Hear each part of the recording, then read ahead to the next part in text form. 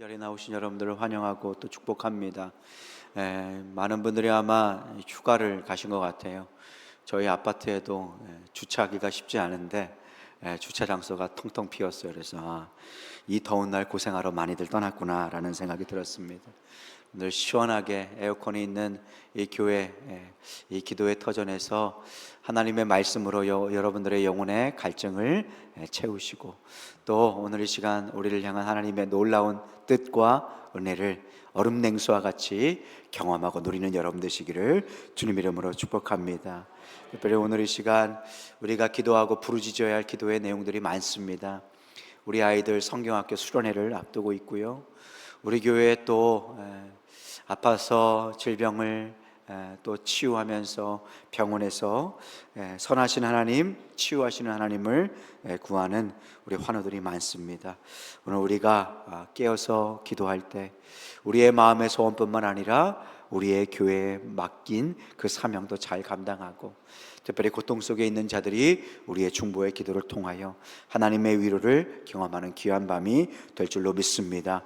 오늘 베드로의 기도를 우리가 배웠으면 좋겠어요.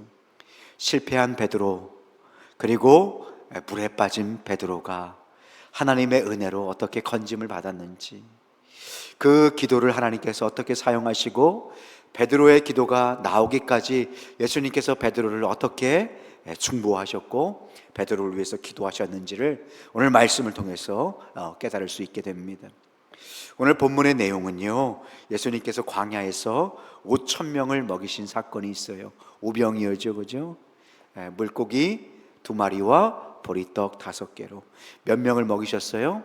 성인만 5,000명이니까 대략 숫자로 하면 한 2만 명 가까이 될 것이다. 최소한 10,000명 정도는 될 것이다. 우리가 그렇게 예측할 수 있는 것이잖아요. 그런데 이 대단한 오병이어 사건이 펼쳐지고 난 뒤에 오늘 말씀이 이어서 나오는 것입니다. 22절 말씀을 다시 한번 보면 예수께서 즉시 제자들을 어떻게 하셨냐면 재촉하셨어요. 빨리 가게 하신 거예요. 여러 가지 일들이 있고 치워야 할 여러 가지 일들이 있는데 사람들이 아직 남아있는데 제자들을 재촉하신 거예요. 왜 그러셨을까요? 이 놀라운 기적의 사건을 좀 누리면 안 될까요? 이 놀라운 오병이어 사건을 통해서 많은 사람들을 더 모으고 그들에게 제자로 삼아서 조금 더 예수님의 이 복음 사역을 많은 사람들이 동역하도록 하면 안 될까요? 근데 예수님께서는 이 오병이어 사건 이후에 제자들을 재촉하셨어요. 마치 제자들을 몰아내신 것처럼 그렇게 바다로 내모셨습니다. 왜 그러셨을까요? 요한복음 6장 15절 말씀에 보니까, 그러므로 예수께서 그들이 와서 자기를 억지로 붙들어 무엇으로 삼으신다 그래요? 임금으로 삼으려는 줄 아시고 다시 혼자 산으로 떠나가시느니라. 예수님께서 이 땅에 하늘의 만나 그리고 출애굽하는 이스라엘 백성을 먹이셨던 그 하나님으로 이 땅에 오셨어요. 그러니까 육신의 필요를 채우기 위해서 오병이어 사건을 그렇게 보여주신 것이 아니에요. 내가 이 땅에 너희를 위해서 온 생명의 떡이다. 나를 먹는 자는 죽어도 살겠고 무릇 살아서 나를 믿는 자는 영원히 죽지 않게 될 것이다 라는 것을 제자들뿐만 아니라 그 수많은 사람들에게 알려주시길 원했어요.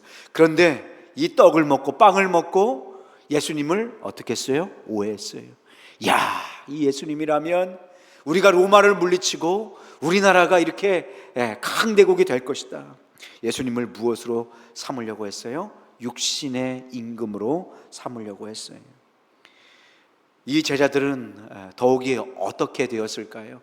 아직 철부지였던 제자들, 예수님께서 십자가 달리시기 위하여 마지막 그 갈보리로 올라가는 그 와중에도 제자들이 어떻게 했다 그랬어요? 싸웠다. 왜 싸웠어요? 누가 큰 자인지. 예수님이 나중에 왕이 되면 내가 우위정할 거야, 내가 좌위정할 거야. 서로 싸웠어요. 이 제자들의 수준을 생각한다면 오병이어 사건 이후에 제자들의 모습은 어떠했을까요? 아마 기세등등했을 거예요. 자신만만했을 거예요. 그렇게 교만해서 사람들이 옆에서 칭찬하고 제자들을 막 흠모하는 눈으로 바라보고 막 그럴 때 제자들이 구름을 타고 하늘로, 교만의 하늘로 끝없이 올라가는 모습을 보셨을 거예요. 그런 제자들을 보시고 예수님께서 어떻게 하셨어요? 22절 말씀을 보니까 제자들을 재촉하셨다.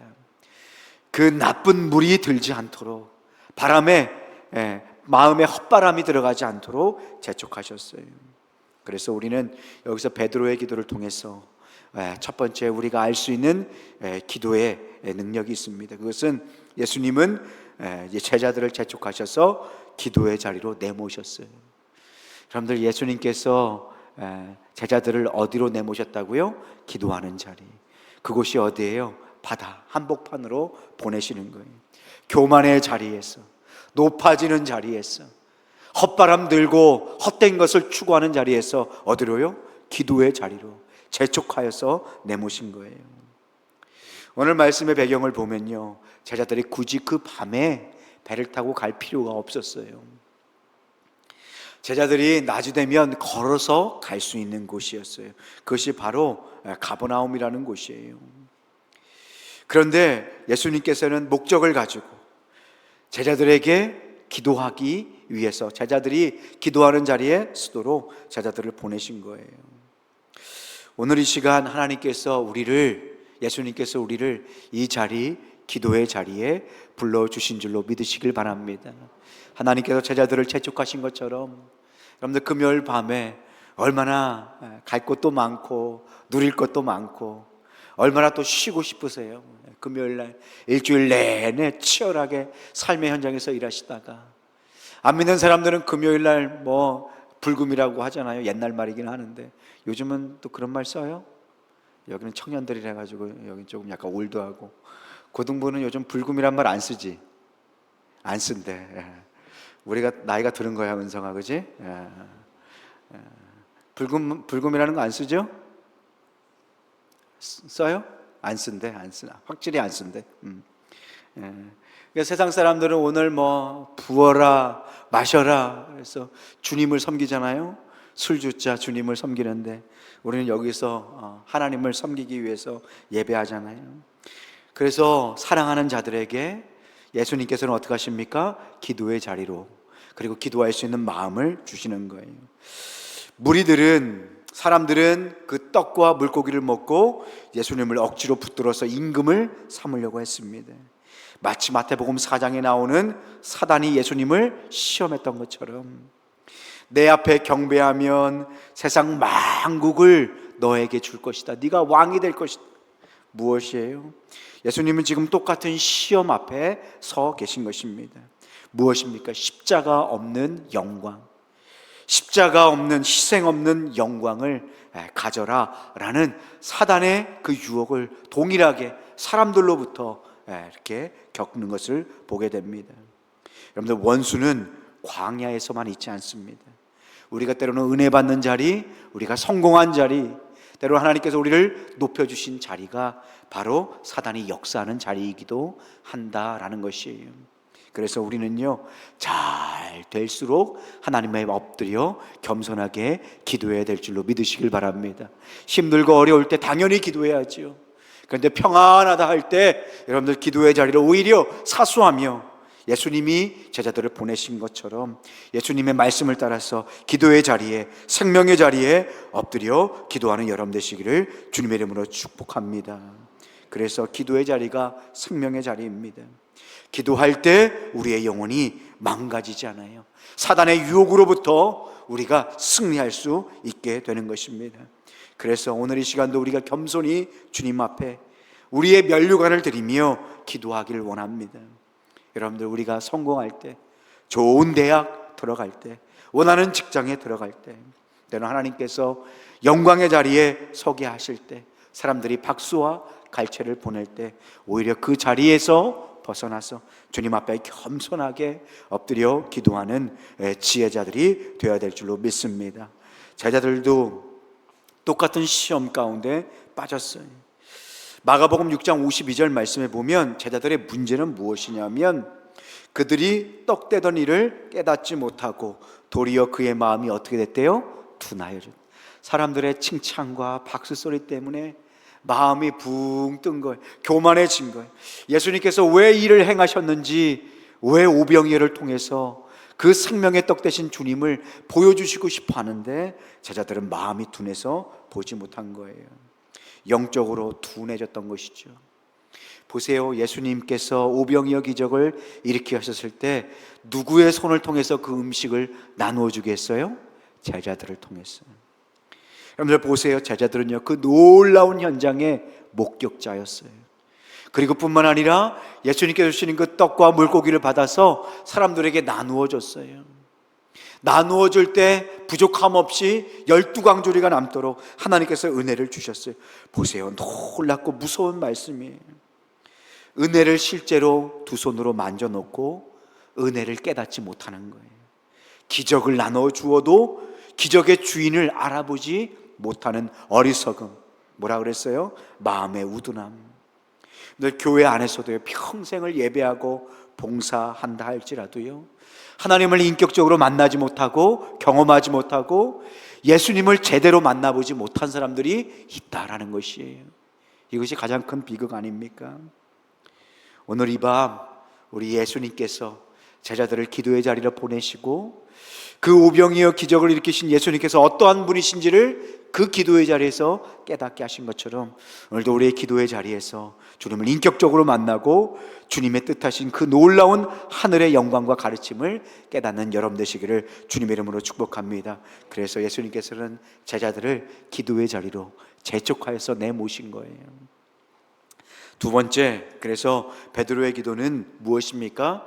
기도하지 않으면 하나님께서 우리를 어떻게 하십니까? 기도하게 만드세요. 교만해서 마음이 붕 떠서 예수님께서 하시는 오병이어의 원래의 뜻을 깨닫지 못하고 육신적으로만 그렇게 생각했던 제자들을 기도의 자리로 모신 거예요. 기도하지 않을 때 제자들을 살리기 위해서 예수님께서 어떻게 하신 거예요? 기도의 자리로 모신 거예요. 마태복음 14장 23절 24절 말씀을 보면 무리를 보내신 후에 무리를 재촉하셔서 보내셨어요. 오병이어 기적 때문에 막 음식을 먹는 사람들이 쓸데없는 말로 막 떠드니까 무리를 막 보내신 거예요. 그리고 예수님은 어떻게 하셨어요? 기도하러 따로 산에 올라가셨어요. 저물 때까지 거기 혼자 계셨어요. 24절 말씀에 보면 제자들의 모습이 나와요. 배가 이미 육지에서 술이나 떠나서 바람이 거스름으로 물결로 말미암아 제자들이 무엇을 경험했어요? 고난을 당한 거예요. 예수님이 이것을 모르셨을까요? 아셨어요. 예수님께서 제자들이 기도하지 않을 때 기도할 수 있는 환경, 기도하게 만드신 거예요. 제자들을 바다로 보내고 큰 풍랑을 통해서 물결을 통해서 제자들이 하나님을 부르짖고 찾도록 하신 거예요. 예수님은 오병이어 사건 직후에 바로 감지하셨어요. 무엇을 깨달으셨을까요? 하나님의 놀라운 영광의 기적의 한가운데 사단이 또 역사를 하는구나. 사단이 또 내 제자들을 흔드는구나. 교만으로 흔들고 세상 사람들의 눈을 가리는구나. 오병이어 사건은 뭐라고 말씀드렸어요? 생명의 떡이신 예수님을 보여주시는 사건이에요. 제자들이 바로 그것을 깨닫길 원하셨어요. 그래서 예수님께서는 사단이 그 현장을 오염시키자 사람들을 보내셨어요. 그리고 제자들을 어떻게 하셨어요? 기도의 자리로 떠남이셨어요. 예수님께서는 우리가 이렇게 기도하지 않을 때 하나님께서는 우리를 사랑하셔서 우리를 어디로 몰아넣으십니까? 기도의 자리로. 기도하는 곳으로 우리 주님께서 우리를 강권하여서 떠나 보내시는 것입니다. 기도는 영혼의 호흡입니다. 기도하지 않은 영혼은 곧 죽을 수밖에 없어요. 호흡하지 않는 사람이 죽는 것처럼 기도는 우리의 영적인 호흡입니다. 기도할 때 영적인 산소가, 하나님이 주시는 생명의 산소가 우리의 영혼을 강건하게 하고 살리는 것입니다. 그래서 예수님께서는 우리가 기도하지 않을 때 우리로 기도하게 만드시는 것입니다. 예수님은요, 사람들과 함께 이렇게 말씀을 나누시고 사람들을 섬기심과 동시에 조용하게 기도의 자리로 올라가셨어요. 산기도를 좋아하셨어요. 오늘 말씀에 보면 예수님께서 한적한 산에 올라가셨어요. 그리고 밤이 되도록 기도하셨어요. 여러분들도 오늘 이 시간 기도의 산에 올라가시는 것입니다. 기도의 산에 올라가셔서 여러분들 하나님 한 분만 바라보고 집중하여서 마음을 들여서 기도하는 여러분 되시기를 주님의 이름으로 축복합니다. 산에 올라가서 기도한다는 뜻은요, 또한 마음껏 부르짖고 기도할 수 있다라는 것이에요. 여러분, 오늘 이 시간 마음껏 부르짖고 기도해도요, 뭐라고 할 사람 한 명도 없습니다. 오히려 하나님께서 기뻐하세요. 여러분들, 금요 기도회는요, 부르짖고 간구하고 주님 앞에 내 마음을 통곡하며 아뢰며 기도하는 시간입니다. 그래서요, 기도는 영적인 싸움이에요. 여러분, 아무리 힘들고 지칠지라도 힘을 내어서 영적인 싸움에 임하는 영적 군사로, 기도자로 설 수 있기를 소망합니다. 부르짖어야 돼요. 부르짖을 때 하나님께서 붙들어 주시고 성령의 불을 내려주시고 그 기도의 불이 더욱 강력하게 우리를 태워서 기도의 혈이 뚫리고 막혔던 기도의 문이 열려지게 될 줄로 믿으시길 바랍니다. 하나님께서 부르짖는 기도를 기다리고 계십니다. 부르짖어 기도할 때 기도의 문이 열려지게 되는 거예요. 예수님께서 산 기도를 좋아하셨다. 산에서 기도하셨을 때 조용하게 주님만을 바라보면서 기도하셨을 거예요. 산에서 또한 기도하셨을 때 산에 아무도 없잖아요. 그러니 어때요? 마음껏 부르짖고 기도하셨을 거예요. 그렇게 부르짖고 기도할 때 제자들의 모습이 어땠어요? 바람이 불었어요. 고난을 당했어요. 예수님은요, 제자들을 바다로 보내셨어요. 그리고 제자들을 바라보셨어요. 제자들이 어떠한 상황 가운데 있었어요? 큰 파도 가운데, 고난 가운데 있었어요. 자연을 창조하시고 자연을 섭리하시는 그 예수님께서 모든 세팅, 환경을 준비하신 것 아닙니까? 제자들은 육지에서 조금 벗어나자마자 풍랑 속에서 막 힘들고 어렵고 목숨이 위기에 처했어요. 여러분들 아세요? 방금 전까지 제자들은 어땠어요? 교만해졌어요. 야, 내가 예수님의 제자다. 봐라, 내 손으로 너희 떡을 먹이고 이렇게 물고기를 준다. 사람들이 제자들을 어떻게 봤을까요? 마치 요즘 연예인들이 조금만 지나면 연예인 병에 걸린다 그러잖아요, 그죠? 마치 사람들이, 수만 명의 사람들이 제자들을 어떻게 바라봤을까요? 막 흠모하게 막 손이라도 잡아보고 싶었을 거예요, 그렇죠? 제자들이 교만해졌어요. 그런데 풍랑 앞에서 어떻게 해요? 자신의 현실, 연약함을 깨닫는 거예요. 교만하면요, 우리가 하나님 자리에 올라가려고 합니다. 교만한 사람의 특징이 뭐냐면요, 사람을 사람으로 보지 않고 오히려 하나님 자리에 올라가는 거예요. 그런데 이 제자들은 어떻게 해요? 낭떠러지에 떨어뜨리는 거예요. 네가 어떠한 존재인지, 얼마나 연약한 존재인지. 여러분들 절대 그러시면 안 되는데, 휴가 같은 데 이렇게 가가지고 바다나 이런 데, 야, 내가 수영 좀 한다. 또 우리 남자 청년들은 또 우리 자매들한테 멋진 모습 보여주고 싶잖아요, 그죠? 그래야 바다에 팍 들어가요. 그런데 어떻게 해요? 꼬르륵 꼬르륵 할 때 그런 경험 해보신 적 있어요? 여러분들 그때 깨닫게 돼요. 야, 내가 정말 자연 앞에 아무것도 아니구나. 큰 파도 앞에 쓰잖아요. 야, 내가 저기 조금만 가면 정말 휩쓸려 갈 텐데 아무도 모르겠구나. 우리의 연약한 그 존재의 본질을 깨닫게 되는 거예요. 제자들은 그렇게 자기의 연약함을 깨달았어요. 아무것도 아님을, 사람들의 그 칭찬, 그 명성, 환호성이 아무것도 아님을 깨달았어요. 그것이 바로 예수님께서 제자들을 사랑하셔서 기도의 자리로 모신 거예요. 여러분, 때때로 하나님께서 우리를 풍랑이 있는 바다로 모실 때가 있습니다. 하나님께서 왜 그곳으로 보내셨는지, 여러분들 우리를 사랑하셔서 우리를 깨우시기 위해서, 우리를 다시 한번 주님 앞에 기도자로 세우시기 위해서, 사랑하는 자에게 회초리를 드시는 그 주님께서 우리로 기도하라고 우리로 때때로 그 삶의 폭풍우 가운데 보내시는 하나님이시다라는 것입니다. 그래서 그때가 바로 우리가 기도해야 할 때이고요, 그때가 바로 우리가 주님을 찾고 부르짖어야 할 때입니다. 우리 주님께서는 제자들을 보내시고요, 그냥 있지 않으셨어요.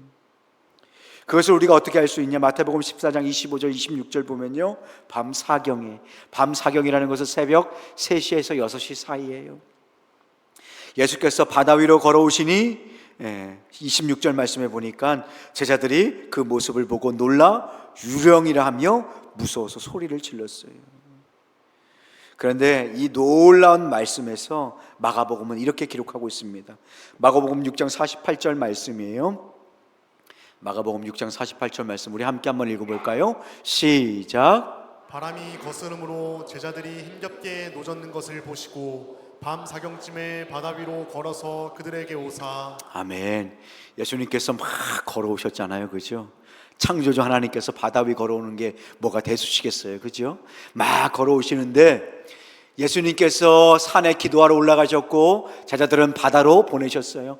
풍랑을 세팅하셔서 제자들이 제대로 정신 차리고 하나님을 부르짖고 간구하지 않을 수 없게 만드신 거예요.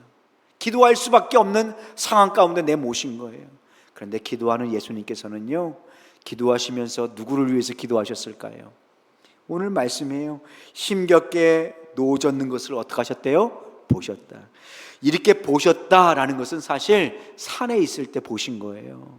시간상으로 따져보면. 그런데 그 멀리 한 6km, 7km 떨어져 있는 그 밤에 풍랑 가운데 있는 제자들의 모습이 육신의 눈으로 보여질 수 있었을까요? 아니요, 못 봐요. 그런데 예수님께서는 어떻게 하셨다고요?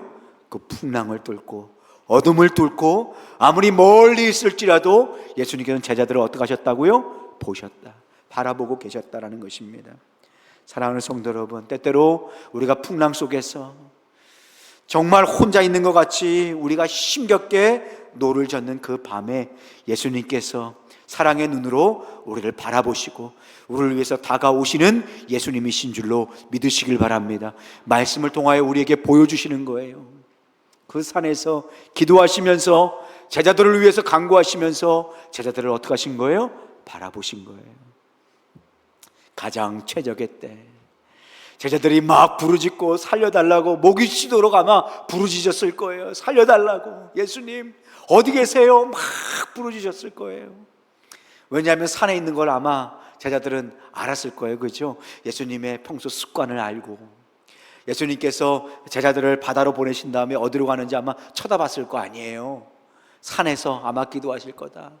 예수님께서 들으실지도 몰라. 근데 그게 들리겠어요?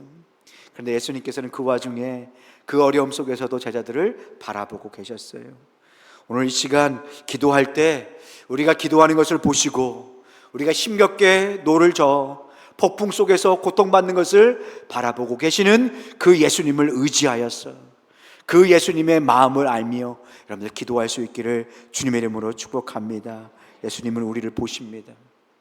제자들을 보시듯 우리를 바라보고 계십니다.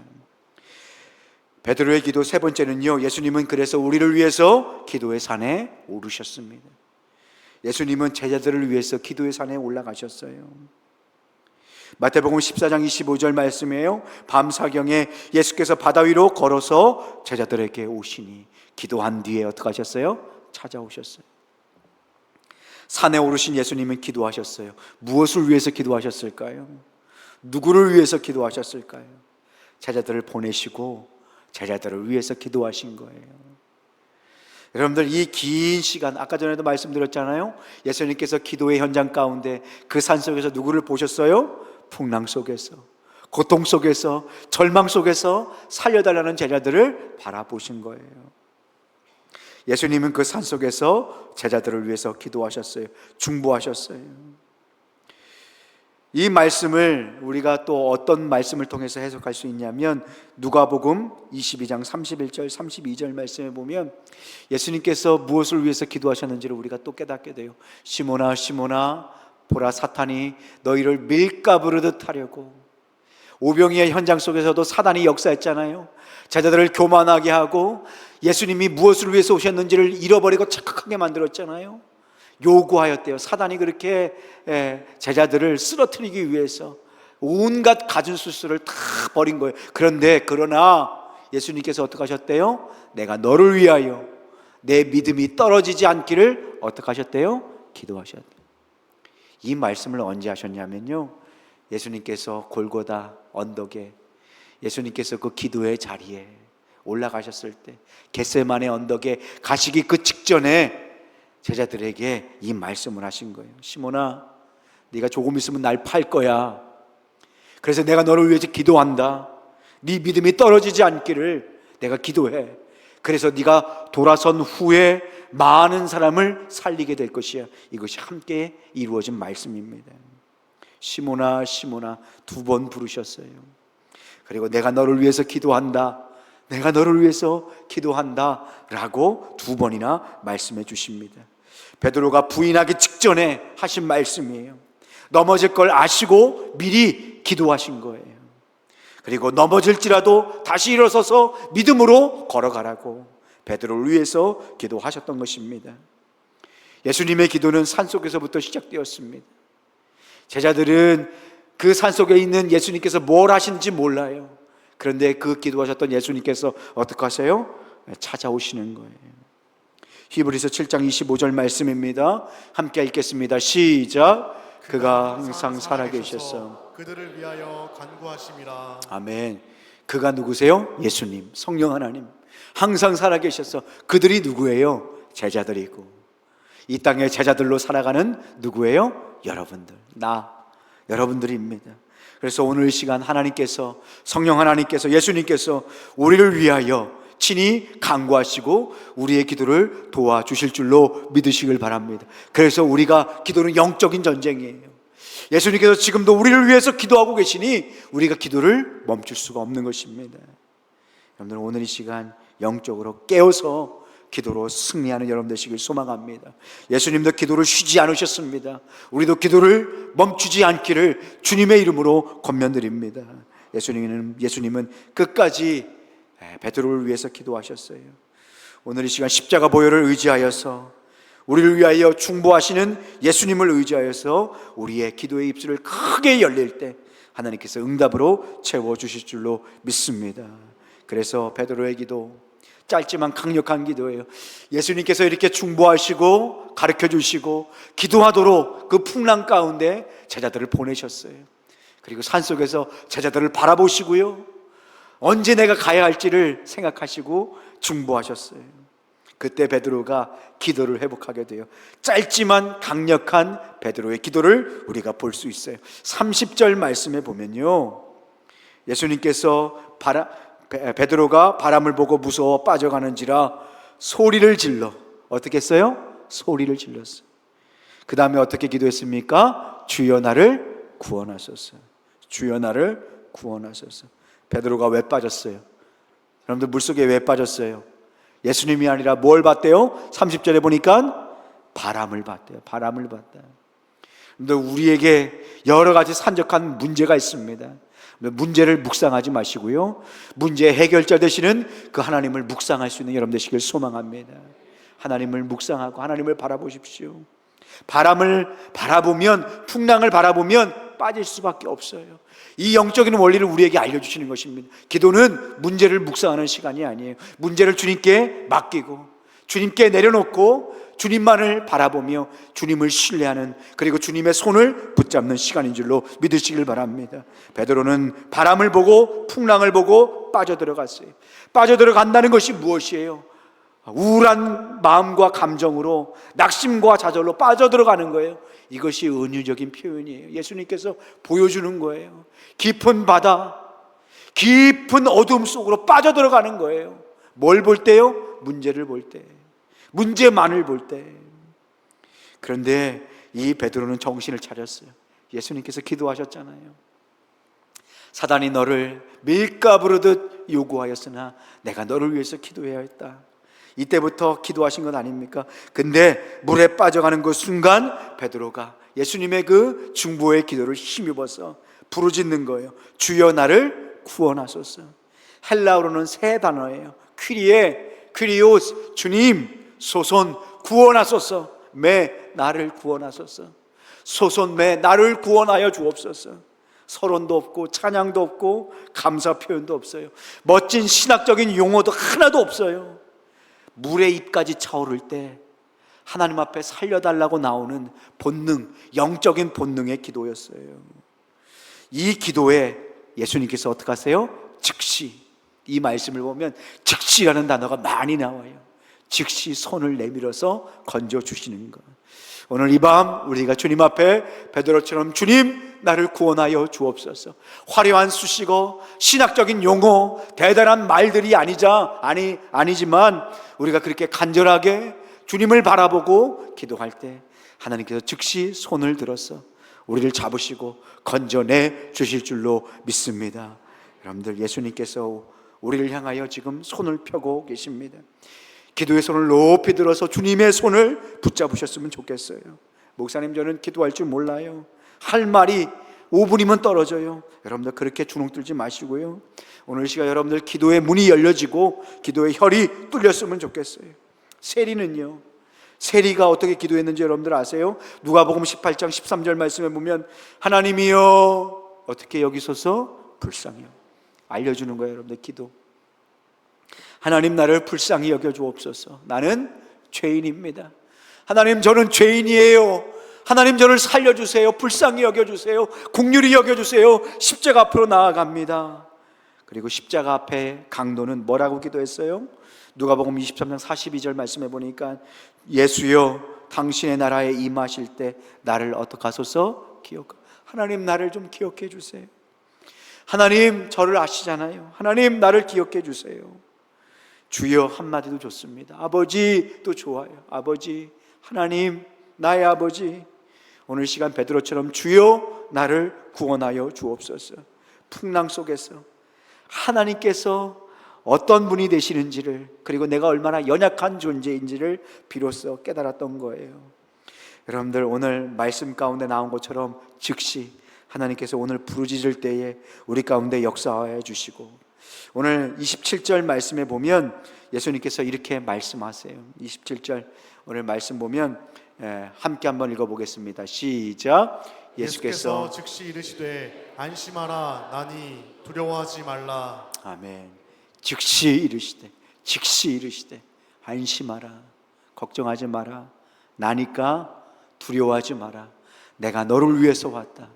내가 너를 위해서 산속에서 기도했고, 내가 너를 위해서 기도의 자리로 너를 내몰았다.